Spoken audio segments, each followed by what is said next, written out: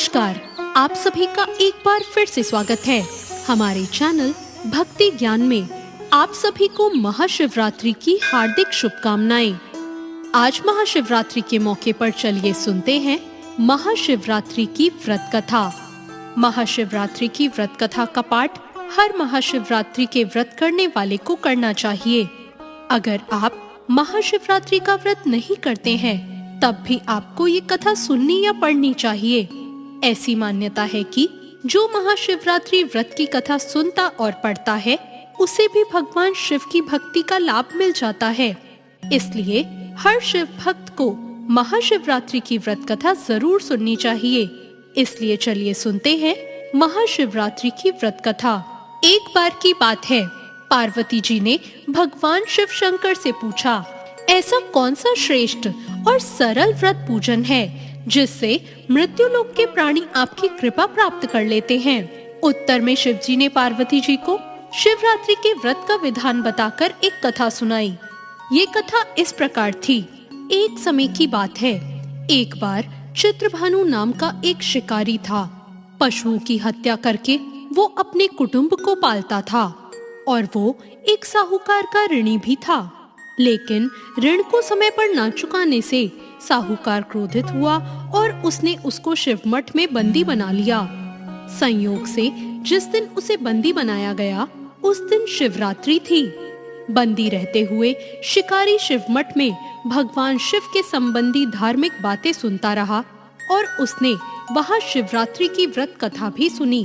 संध्या होने पर साहूकार ने उसे बुलाया और ऋण चुकाने के लिए पूछा तो शिकारी ने अगले दिन सारा ऋण लौटा देने का वचन दिया। साहूकार ने उसकी बात मान ली और उसे छोड़ दिया। शिकारी जंगल में शिकार के लिए निकला, लेकिन दिन भर बंदी गृह में रहने के कारण वो भूख प्यास से व्याकुल था। सूर्य अस्त हुआ और वो एक जलाशय के समीप गया। वहां एक जलाशय के किनारे एक पेड़ था। अब शिकारी पीने का थोड़ा जल लेकर उस पेड़ पर चढ़ गया। उसे पूरी उम्मीद थी कि कोई ना कोई जानवर अपनी प्यास बुझाने के लिए वहां जरूर आएगा।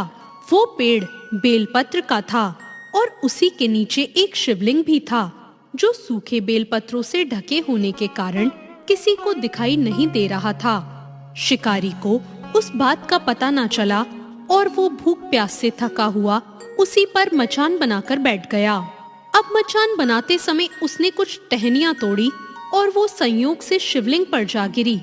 इस प्रकार दिन भर भूखे प्यासे शिकारी का व्रत भी हो गया और शिवलिंग पर बेलपत्र भी चढ़ गए। एक पहर रात्रि का बीत गया और तभी एक गर्भवती हिरनी वहां तालाब पर पानी पीने पहुंची। शिकारी ने धनुष पर तीर चढ़ाकर जैसे ही प्रत्यंचा खींची, उसके हाथ के धक्के से कुछ पत्ते और जल की कुछ बूंदे नीचे बने शिवलिंग पर जा गिरी और अनजाने में ही सही शिकारी की पहले पहर की पूजा हो गई। टहनी और पत्तों की आवाज से वो हिरनी चौकन्नी हो गई। उसने शिकारी को देखा और बोला, मैं गर्भधारिणी हूँ, शीघ्र ही प्रसव करने वाली हूँ। तुम एक साथ दो जीवों की हत्या करोगे जो ठीक नहीं है। मैं अपने बच्चे को जन्म देकर शीघ्र ही तुम्हारे पास प्रस्तुत हो जाऊंगी, तब तुम मुझे मार लेना। शिकारी ने उसकी बात सुनकर प्रत्यंचा ढीली कर दी और उस हिरनी को जाने दिया। वो हिरनी तुरंत ही जंगली झाड़ियों में कहीं गायब हो गई। अब कुछ समय और बीता और एक और हिरनी वहां से निकली। शिकारी की प्रसन्नता का ठिकाना ना रहा। जब वो हिरनी भी पानी पीने पास आई तो उसने धनुष पर बाण चढ़ा दिया, जिससे फिर से कुछ बेलपत्र नीचे शिवलिंग पर जा गिरे और अनजाने में फिर से शिकारी की दूसरे पहर की पूजा भी हो गई। और तब उस हिरनी ने शिकारी को देखकर विनम्रता पूर्वक निवेदन किया, मुझे जाने दो, मैं अपने प्रिय की खोज में भटक रही हूँ। मैं अपने पति से मिलकर शीघ्र ही तुम्हारे पास आ जाऊंगी। शिकारी ने उसका निवेदन सुनकर उसे भी जाने दिया। अब 2 बार शिकार को खोकर वो चिंता में पड़ गया। अब रात्रि का आखिरी पहर बीत रहा था। तभी एक और हिरनी अपने बच्चों के साथ उधर से निकली। शिकारी ने उन्हें देखकर धनुष पर तीर चढ़ाया और जैसे ही वो तीर छोड़ने ही वाला था हिरनी बोली, मुझे मत मारो, मैं इन बच्चों को इनके पिता के पास छोड़कर लौट आऊंगी। इस समय मुझे मत मारो, जब मैं वापस आऊंगी तो मुझे मार लेना। शिकारी हंसा और बोला, सामने आए शिकार को छोड़ दूं? मैं ऐसा मूर्ख नहीं। इससे पहले भी मैं 2 बार अपना शिकार खो चुका हूँ। मेरे भी बच्चे भूखे प्यासे तड़प रहे होंगे। मैं तुम्हारा शिकार उनके लिए कर रहा हूँ। इस पर हिरनी ने कहा, जैसे तुम्हें अपने बच्चों की ममता सता रही है, ठीक वैसे ही मुझे भी इनकी फिक्र है। इसलिए सिर्फ बच्चों के लिए मैं थोड़ी देर का जीवन दान मांग रही हूँ। मेरा विश्वास करो, मैं इनके पिता को इन्हें सौंपकर तुरंत ही लौट आऊंगी। हिरनी का दीन स्वर सुनकर शिकारी को उस पर दया आ गई और उसने हिरनी को भी जाने दिया। अब शिकार के अभाव में वो बेलपत्र के वृक्ष पर बैठा शिकारी बेलपत्र तोड़ तोड़ कर नीचे फेंकता जा रहा था। उसकी इस तरह तीसरे पहर की पूजा भी स्वतः ही संपन्न हो गई। अब उसने देखा एक हष्ट-पुष्ट हिरन उसी रास्ते पर आया। शिकारी ने सोच लिया कि इसका शिकार तो वो अवश्य ही करेगा। शिकारी की तनी हुई प्रत्यंचा को देखकर वो हिरन दीन स्वर में बोला, भाई, यदि तुमने मेरे पहले आने वाली 3 मृगियों और उनके छोटे छोटे बच्चों को मार डाला है तो ऐसा करो, मुझे भी मार दो, ताकि मुझे उनसे अलग होने का एक क्षण का भी दुख ना सहना पड़े।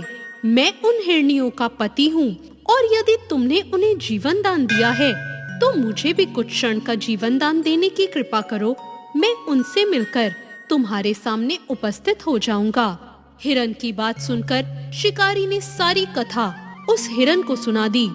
तब हिरन ने कहा, मेरी तीनों पत्नियां जिस प्रकार प्रतिज्ञाबद्ध होकर गई हैं, वो मेरी मृत्यु से अपने धर्म का पालन नहीं कर पाएंगी।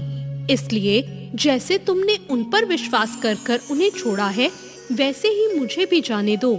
हम सब तुम्हारे सामने जल्दी ही उपस्थित हो जाएंगे। अब उपवास, रात्रि जागरण और शिवलिंग पर बेलपत्र चढ़ाने से शिकारी का हिंसक हृदय निर्मल हो गया था और उसमें भगवत शक्ति का वास हो गया था। उसके हाथ से धनुष और बाण छूट गए और उसने मृग को जाने दिया। थोड़ी देर बाद वो हिरन अपने परिवार सहित शिकारी के सामने उपस्थित हो गया और शिकारी से कहने लगा, अब तुम हमारा शिकार कर लो।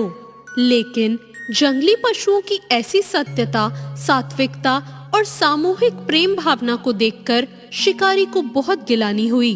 उसकी आंखों से आंसू झड़ने लगे। उसने उस हिरन के परिवार को ना मारकर अपने कठोर हृदय को जीव हिंसा से हटा दिया और कोमल और दयालु बन गया। ये सब देवलोक से भगवान शिव देख रहे थे और उसके ऐसा करने पर वो उस पर प्रसन्न हुए और तत्काल ही उन्होंने उसे अपने दिव्य स्वरूप का दर्शन करवाया और साथ ही उसे सुख समृद्धि का वरदान देकर उसे गुहु नाम प्रदान किया। ये वही गुहु था जिसके साथ भगवान श्री राम ने मित्रता की थी। ओम नमः पार्वती पतये, हर हर महादेव। तो ये थी महाशिवरात्रि की पौराणिक व्रत कथा। आशा करती हूँ आप सभी पर भगवान शिव और माँ पार्वती की कृपा हमेशा बनी रहे। आपको आज की ये कथा कैसी लगी कमेंट करके जरूर बताएं। साथ ही मेरे चैनल भक्ति ज्ञान को सब्सक्राइब करना ना भूलें। धन्यवाद।